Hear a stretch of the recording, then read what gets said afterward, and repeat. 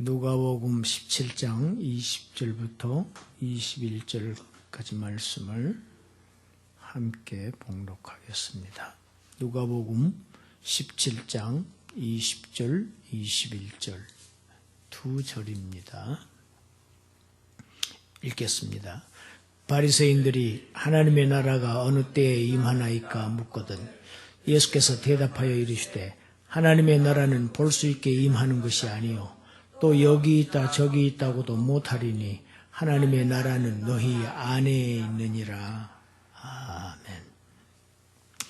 오늘 설교의 제목은 하나님의 나라는 어느 때에 임하는가.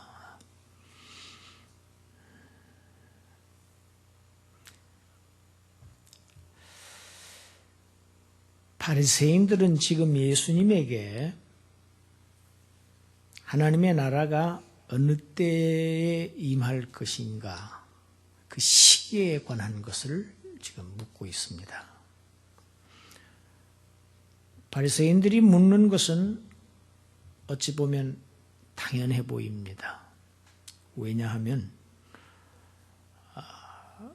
예수님께서 우리가 했지요. 누가복음 10장에서 70인 제자를 파송하실 때 그들에게 너희들이 병자를 치료해 주면서 하나님의 나라가 가까이 왔다. 또 그들에게 하나님의 나라가 가까이 온 줄 알아라. 이렇게 선포하라고 하셨습니다. 그렇게 명하셨습니다. 하나님의 나라가 가까이 왔다는 것이 예수님의 메시지의 내용입니다.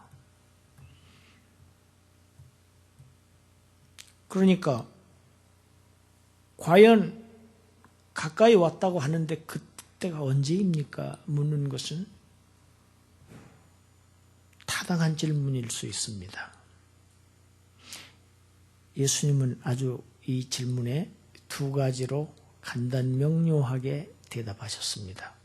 하나는 하나님의 나라는 볼 수 있게 임하는 것이 아니라는 것과 또 다른 하나는 하나님의 나라는 여기 있다 또 저기 있다 그렇게 할 수 없고 하나님의 나라는 너희 안에 있다 이렇게 대답하셨습니다.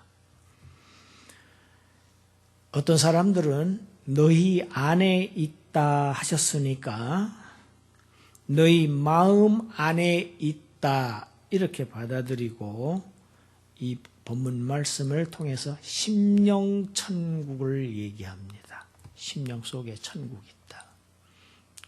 그렇게 받아들이는 경향들이 굉장히 많습니다. 오해입니다.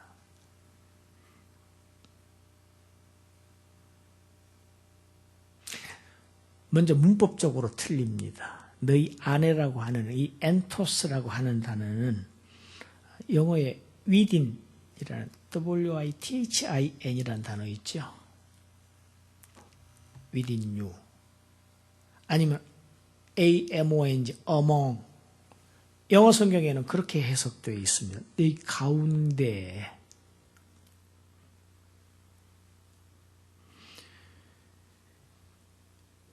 예수님께 지금 질문하는 사람들은 바리새인들입니다. 그 사람들의 심령 속에 하나님의 나라가 있을 수 없습니다. 묻는 사람들이 바리새인들이요. 그들은 예수를 메시아로 받아들이기를 거절하고 있는 사람들입니다. 믿는 자들이 아니기 때문입니다. 그러니까 그들의 마음 안에 하나님의 나라가 있을 리 만무합니다. 그래서 이 해석이 오류입니다.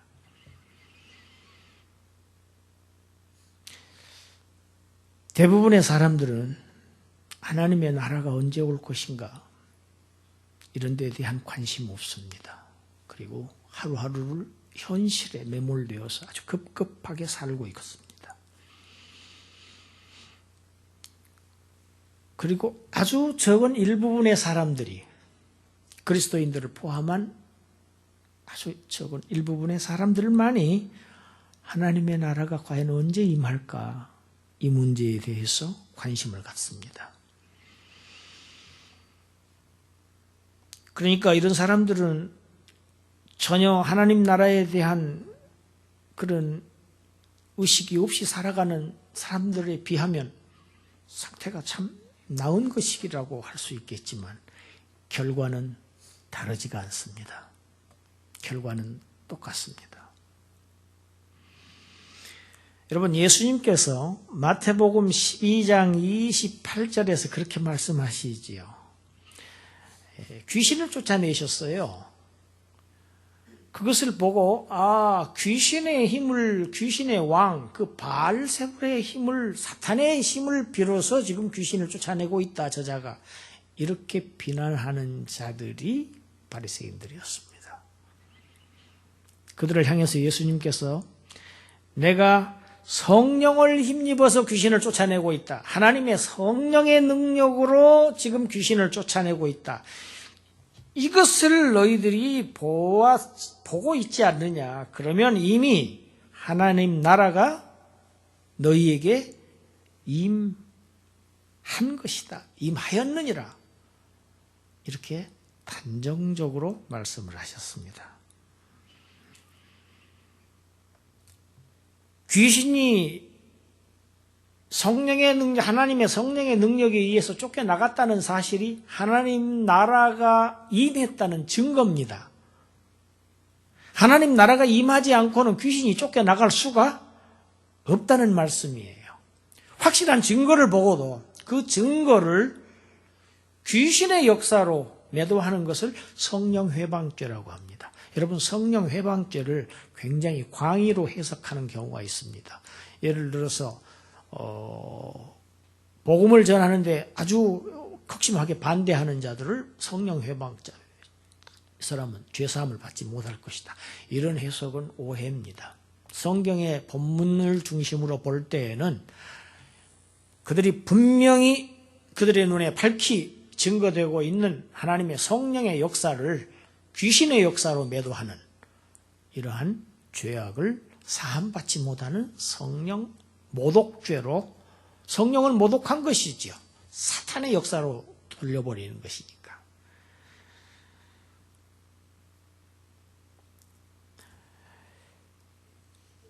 지금 하나님의 나라는 지금 현재 바로 너희 안에 있다.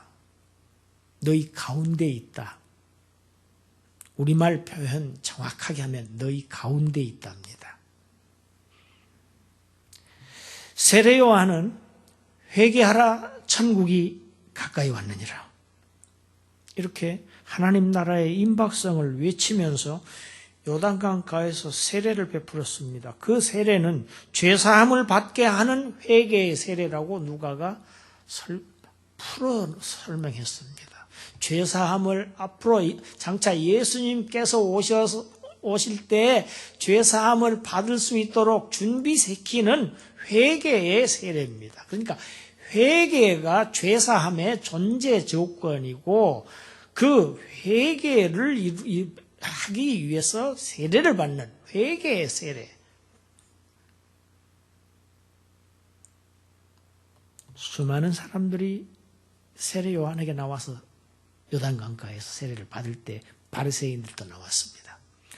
바리새인들이 세례 요한에게 물었습니다. 내가 메시아냐? 아니면 엘리야냐? 아니면 선지자냐? 너의 정체가 과연 무엇이냐? 이렇게 질문하는 그 질문에 나는 그리스도도 아니고 엘리야 선도 아니고 나는 선지자도 아니다. 이렇게 대답했습니다. 그러면 도대체 내가 무슨 권세로 이런 세례를 베푸느냐? 그때 세례 요한이 대답합니다. 우리 요한복음 1장 26절입니다.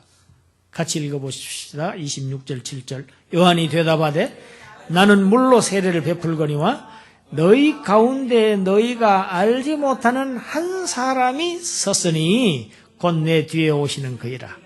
나는 그의 신발끈을 풀기도 감당하지 못하겠노라 하더라. 자, 나는 너희에게 물로 지금 세례를 베풀고 있다. 그러나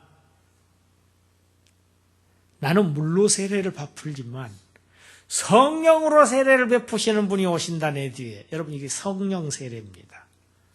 이걸 또 순복음에서는 또 이상하게 또 합니다. 성령 세례를 또 받아야 된다. 여러분, 예수 그리스도를 믿는 사람들은 이미 성령으로 세례를 받은 사람들입니다. 그분이 나는 물 세례를 주고 있지만 그분은 하나님의 성령을 부어주실 분. 예수님이 가시면서 성령을 부어주시겠다고 하셨지요. 약속하셨지요. 바로 그분이 지금 너희 가운데 지금 서 계시는데 너희가 지금 그를 알아보지 못하고 있다는 내용이지요.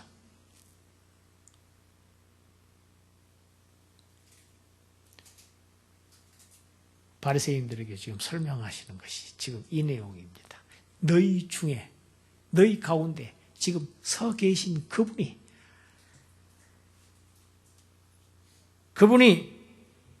바로 하나님의 나라다. 어떻게 해서 그분이 하나님의 나라인가? 여러분, 나라에는 세 가지 조건이 있죠. 우리 학교 다닐 때 배운 것 있죠. 첫째, 백성이 있어야 되겠죠.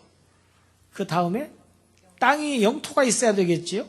그 다음에 무엇이 있어야 됩니까? 주권이 있어야 됩니다. 이 세 중에서 어떤 것이 가장 중요할까요? 그렇습니다. 주권입니다. 우리가 일본에 36년?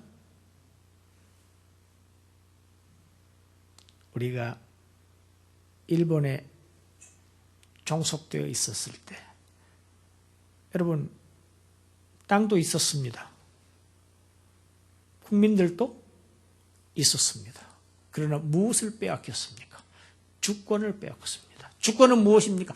통치권입니다. 주권은 누가 가지고 있습니까? 통치자가 가지고 있습니다. 그 나라의 핵심은 통치자입니다. 하나님 나라라고 하는 건 하나님 나라를 다스리는 통치자가 누구냐 하는 얘기입니다. 그러니까 마귀의 세계는 무엇이냐? 사탄이라는 곧 마귀의 나라입니다. 이 세상 나라, 세상 임금이라고 설명하고 있죠. 요한이. 세례 요한이 선포한 하나님의 나라는 회개하라 하나님의 나라가 가까이 왔느니라. 여러분, 유대인들은 하나님의 이름도 부르지 못합니다. 너무 거룩하신 하나님의 이름을 부를 수 없다고 해서 하늘이라고 표현을 했습니다. 그래서 하늘나라, 하나님의 나라라고, 하늘나라, 천국, 그게 천국입니다. 우리 글자로 하늘천을 써서. 회개하라, 천국이 가까이 왔느니라. 내 뒤에 오실 하나님 나라의 통치자, 권세자, 하나님 나라를 이루실 분이죠. 십자가에서 이루시고 그 나라의 통치권을 다 받으셔서 만민을 통치하실 예수 그리스도가 오신다는 사실을 천국이 가까이 온다고 표현하고 있습니다. 지금 하나님 나라의 그 도래의 시기를 묻는 바리새인들 가운데 우리 주님이 서 계시지요. 그 서 계신 그리스도를 말한 것입니다.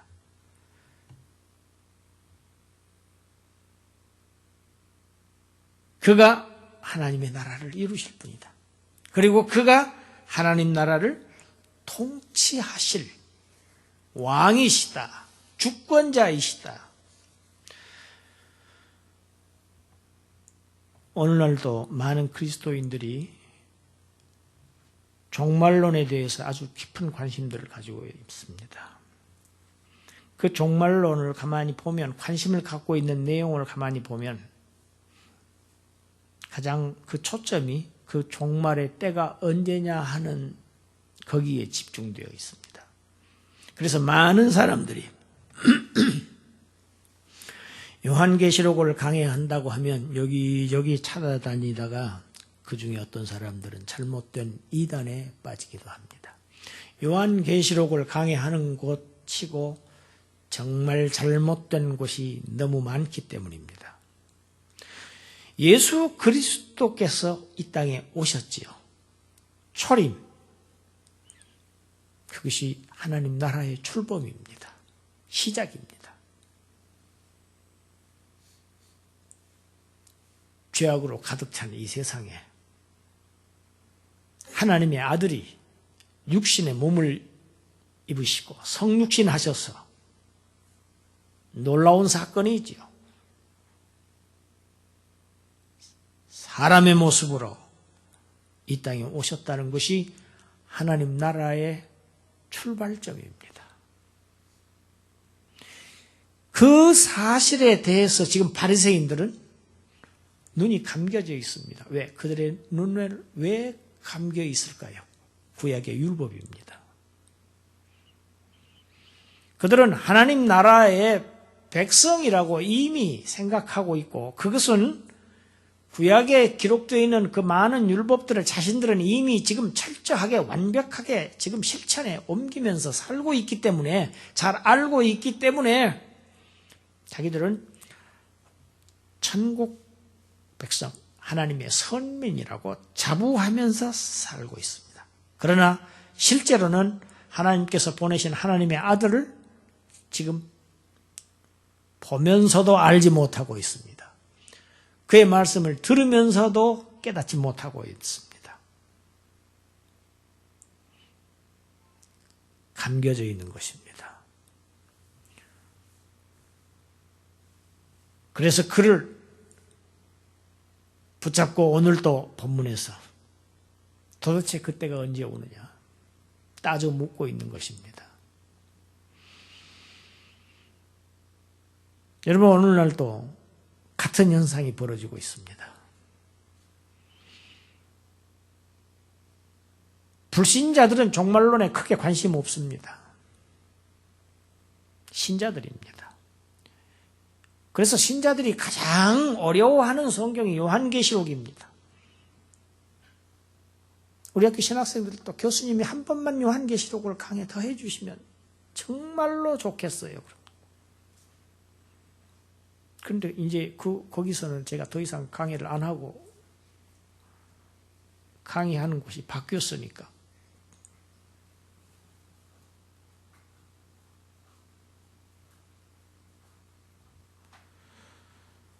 도대체 하나님의 나라가 언제 오는다는 것이냐? 언제 이 세상에 종말이 찾아오느냐? 여기에 집중해서 이곳저곳을 찾아다니면서 방황하고 있는 것이 오늘날도 똑같습니다. 바리새인들과 하나도 다르지가 않아요. 예수를 믿는다고 하면서도 하나님 나라가 이미 시작되었다고 예수님의 말 입으로 친히 말씀하시고 성경에 기록되었지만은 하나님 나라가 지금 오늘, 지금 현재라는 이 현재성을 믿지 않기 때문에 어떤 결과가 벌어집니까? 하나님 나라와 관계없는 삶을 살고 있습니다. 하나님 나라는 먼 훗날의 어느 날, 아주 먼 훗날의 어느 날, 미지의 날이 오게 될 것이다. 물론 그런 해석도 전혀 틀린 것은 아닙니다. 왜냐하면 지금 출범은 했지만 아직 도달하지는 완성되지는 하나님 나라가 완성된 것은 아니기 때문입니다. 하나님 나라는 그러나 이미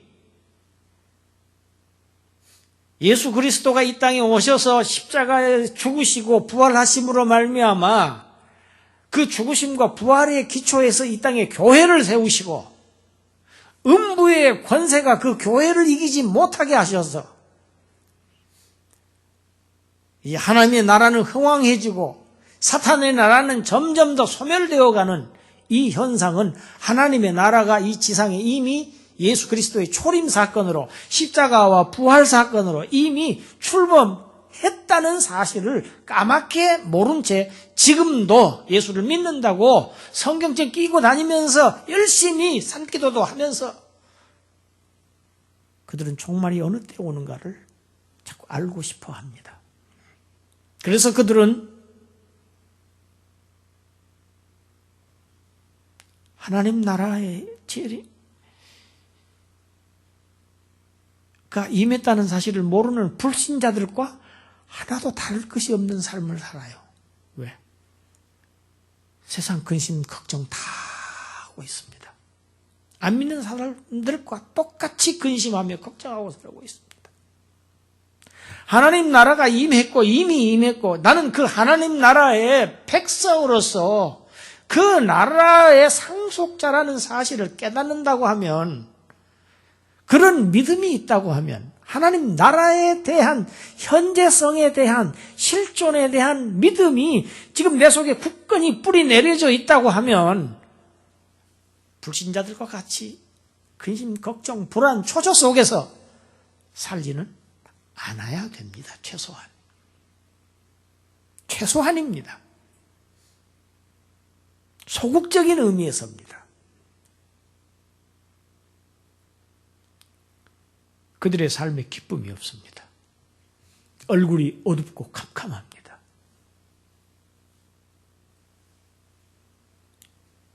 사도 바울이 로마서 14장 17절에서 하나님 나라의 특징을 이야기합니다. 하나님의 나라는 먹는 것, 마시는 것이 아니다. 먹는 것, 먹고 마시는 것, 이거는 육신의 세계죠. 육적인 삶이죠. 먹는 건 마시는 것이 아니고 오직 같이 따라서 하십시다. 성령 안에서 의와 평강과 희락이라. 여러분, 하나님의 나라, 하나님 나라의 가장 큰 속성은, 이 세상 나라와 차별성은 오직 성령 안에서의 우리가 의롭다 여김을 받을 수 있는 것. 성령의 역사로 우리가 믿음을 주셔서 우리가 의롭다고 여기심을 받죠. 성령 안에서의 의입니다. 그 의롭다고 여기심을 받은 사람은 이제부터 자유의 몸이 되었기 때문에, 죄와 사망에서 풀려났기 때문에, 해방됐기 때문에 그건 이제 심령적, 본질적인 평안이 있기 마련입니다. 여러분, 평안은 육신이 평안하다고 평안한 게 아닙니다. 사람의 영혼이, 내적인 평안이 있어야 우리 육신도 평안할 수 있습니다. 평강입니다. 예수님은 그래서 가시는 곳마다 너희에게 평강이 있느냐. 사도 바울은 모든 서신서의 서두에서 은혜와 평강이 있기를 원한다고 평강을 기도했습니다. 평화입니다. 평화가 있어야 돼요. 예수 믿는다고 하면서 이 평화가 없어요. 이 본질적인 평화. 그리고 또 하나 있습니다. 의와 평강과 세 번째가 뭐지요? 희락입니다. 기쁨이 있어야 합니다. 성령 안에 있는 사람은 기쁩니다. 하나님의 성령이 나를 항상 함께 하시고, 하나님의 성령이 항상 내 안에 항상 함께 하셔서 내가 어디를 가든지 무슨 일을 당하든지 어떤 환경을 만나든지 늘 나와 함께 하신다. 하나님이 함께 하신다. 이 사실을 믿음으로 받아들이고 있는 사람들에게 왜 기쁨이 없을 수 있느냐? 왜 슬프게 있느냐? 왜 그렇게 불안하고 초조할까요?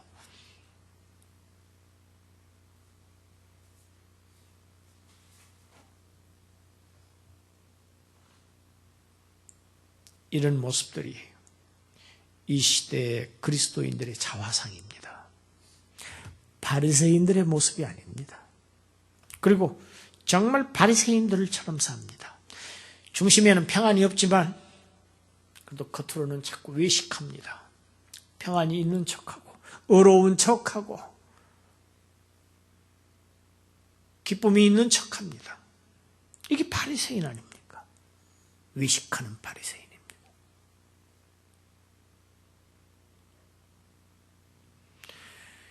이 분기점이 바로 하나님 나라가 지금 임했다고 하는 사실을, 이미 임했다고 하는 사실을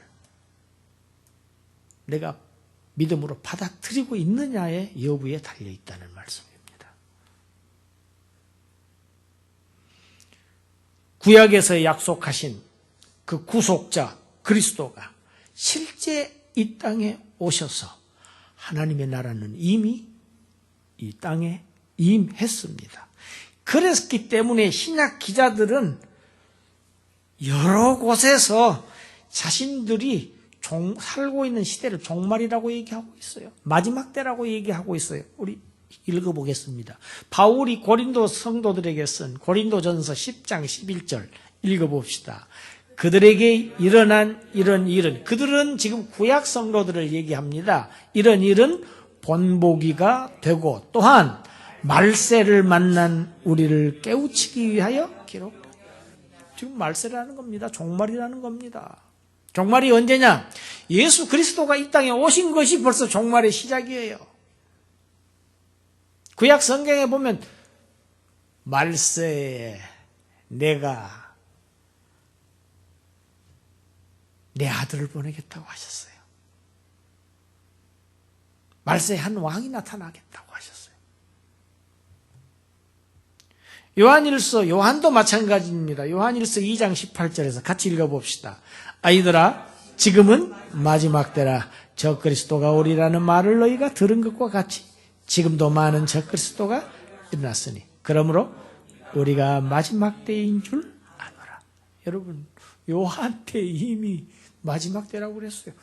그러면 예수님 초림 때부터 저 그리스도는 나타났습니다. 예수님을 대적하는 자들이 일어났습니다. 지금은 수없이만 일어나고 있습니다. 내가 자칭 예수 그리스도가 얼마나 많은지 알 수 없어요. 어디 신문에 보니까 수백 명 된대요. 내가 그리스도라. 그런데 그 밑에 대단한 사람들이, 무리들이 모여 있다는 것입니다. 여러분 잘 아시는 1992년도에 있었던 그 종말론, 그 날짜 정해서 했던 다미 선교회 있잖아요. 그 지금도 있어요. 지금도 그 잔당들이 따라서 계속 지금 열심히 종말론을. 왜? 하나님 나라의 현재성을 모르기 때문에 그들이 자기 마음대로 날짜를 정했어요. 그런데 왔습니까? 예수님이 재림하셨느냐고요. 그래서 뭐라고 그 사람들이 핑계를 대느냐? 하나님께서 사람들을, 죄인들을 너무너무 사랑하셔서 연기하셨다는 겁니다. 연기하셨대요. 회개하기를 기다리면서.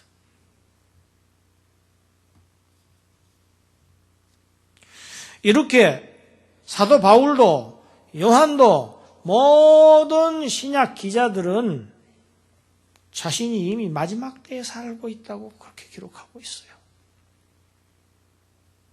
예수 그리스도가 오신 것이 이미 종말의 시작입니다.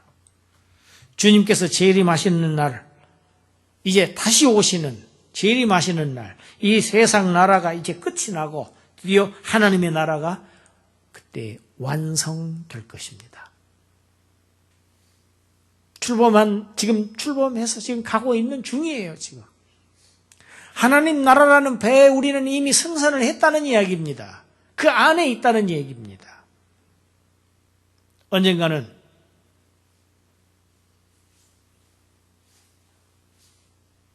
노아의 가족들이 탔던 그 구원의 방주가 아라랏 산에 도착했던 것처럼 이제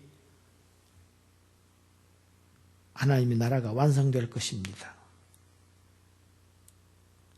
마지막 시점에 도착할 것입니다. 그래서 우리가 살고 있는, 이 땅에서 살고 있는 하루하루를 정말 종말을 살고 있다는 생각을 가지고 그 마지막 날, 주님 다시 오시는 그 재림의 날을 준비하면서 사는 것이 믿음을 가진 성도들의 건전한 종말관입니다. 성경적인 종말관입니다. 종말 신앙입니다. 우리 베드로후서 3장 한 군데 읽고 마치도록 하겠습니다. 3장 8절부터 13절까지 사도 베드로의 권면입니다. 자, 읽겠습니다. 사랑하는 자들아, 주께는 하루가 1000년 같고 1000년이 하루 같다는 이 한 가지를 잊지 말라. 주의 약속은 어떤 이들이 더디다고 생각하는 것 같이 더딘 것이 아니라 오직 주께서는 너희를 대하여 오래 참으사 아무도 멸망하지 아니하고 다 회개하기에 이르기를 원하시느니라. 그러나 주의 날이 도둑같이 오리니 그날에는 하늘이 큰 소리로 떠나가고 물질이 뜨거운 불에 풀어지고 땅과 그 중에 있는 모든 일이 드러나리로다. 이 모든 것이 이렇게 풀어지리니 너희가 어떠한 사람이 되어야 마땅하냐. 거룩한 행실과 경건함으로 하나님의 날이 임하기를 바라보고 간절히 사모하라. 그날에 하늘이 불에 타서 풀어지고 물질이 뜨거운 불에 녹아지려니와 우리는 그의 약속대로 의가 있는 곳인 새 하늘과 새 땅을 바라보도다. 할렐루야. 여러분, 이 하늘, 이 땅이 아닙니다. 이곳이 아닙니다. 우리는 디아스포라들입니다.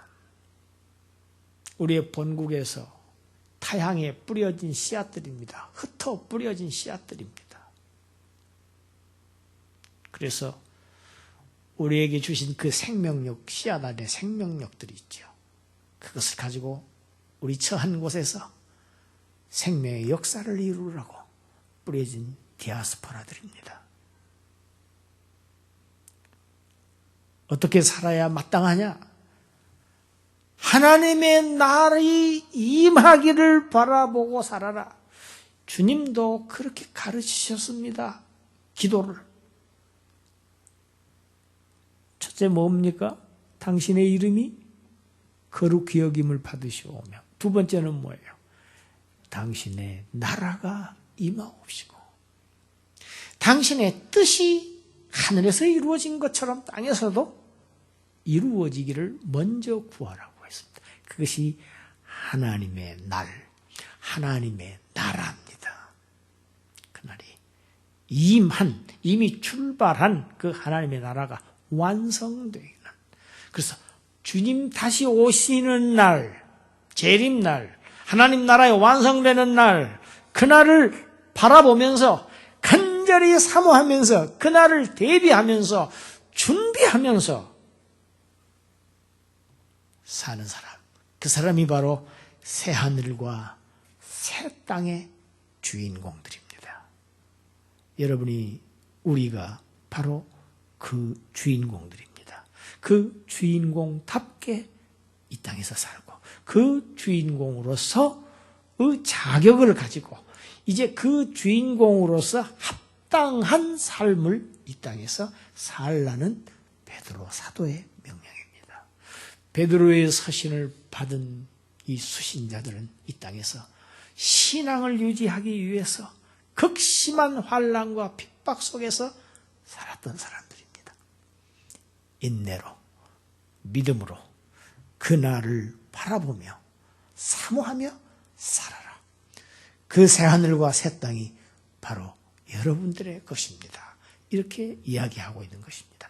이 말씀은 동일하게 오늘 이 말씀을 우리가 상고하는 저와 여러분에게도 똑같이 적용되는 하나님의 말씀인 것으로 받아들이시고 믿으시기를 바랍니다.